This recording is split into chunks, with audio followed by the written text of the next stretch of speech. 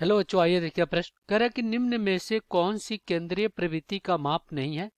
चार विकल्प है। माध्य, बी दिया गया माध्यिका, सी दिया गया है बहुलक और डी दिया गया मानक विचलन। तो चलिए इसको हल करते हैं। सबसे पहले हम क्या करेंगे, मुख्य अवधारणा लिखेंगे। मुख्य अवधारणा, तो ये क्या होगा इस प्रश्न के लिए। तो हम जान लेते हैं केंद्रीय प्रवृत्ति क्या होती है, केंद्रीय प्रवृत्ति की माप क्या होती है। तो इसको हम क्या करेंगे, लिखेंगे। यहाँ कह रहा है कि दिए दिए गए आंकड़ों दिए गए आंकड़ों दिए गए आंकड़ों का श्रेष्ठतम श्रेष्ठतम प्रतिनिधित्व प्रतिनिधित्व करने वाली प्रतिनिधित्व करने वाली माप को केंद्रीय प्रवृत्ति की माप कहते हैं।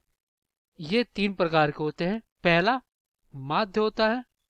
माध्य जिसको हम क्या बोलते हैं, औसत भी बोलते हैं, औसत। और फिर यहाँ पे दूसरा क्या होता है, माध्यिका होता है। और दूसरा आपका क्या होता है, ये होता है माध्यिका। माध्यिका जो कि क्या होता है, माध्यक होता है। और यहाँ पे जो तीसरा होता है वो क्या होता है, बहुलक होता है, बहुलक। तो चलिए यहाँ पे दिए गए प्रश्नों को हल कर लेते हैं। तो देखिए हम क्या करते हैं, एक आंकड़े लिख रहे हैं। मान लीजिए हमारे पास कुछ आंकड़े दिए गए हैं। आंकड़े इस प्रकार दिए गए हैं, 2, 2, 4, 6, 7 और 9। तो देखिए ये जो हमारा है आंकड़े दिए गए हैं, और फिर यहाँ पे क्या है आपका 11 है।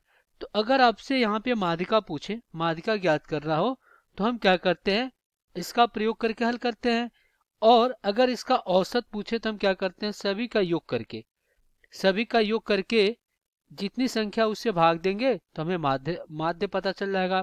और बहुलक क्या होता है, कौन ऐसी संख्या जो सबसे अधिक बार आया है वो क्या होता है, बहुलक होता है। तो देखिए इसमें दो ऐसी संख्या है जो 2 बार आया है, तो यही इसका क्या हो जाएगा, बहुलक हो जाएगा। तो अब अगर विकल्प में देखा जाए तो देखिए यहाँ पे क्या हो जाएगा, मानक विचलन। कह रहा है कि कौन सा केंद्रीय प्रवृत्ति की माप नहीं है, तो मानक विचलन क्या हो जाएगा, इसका केंद्रीय प्रवृत्ति का माप नहीं होगा।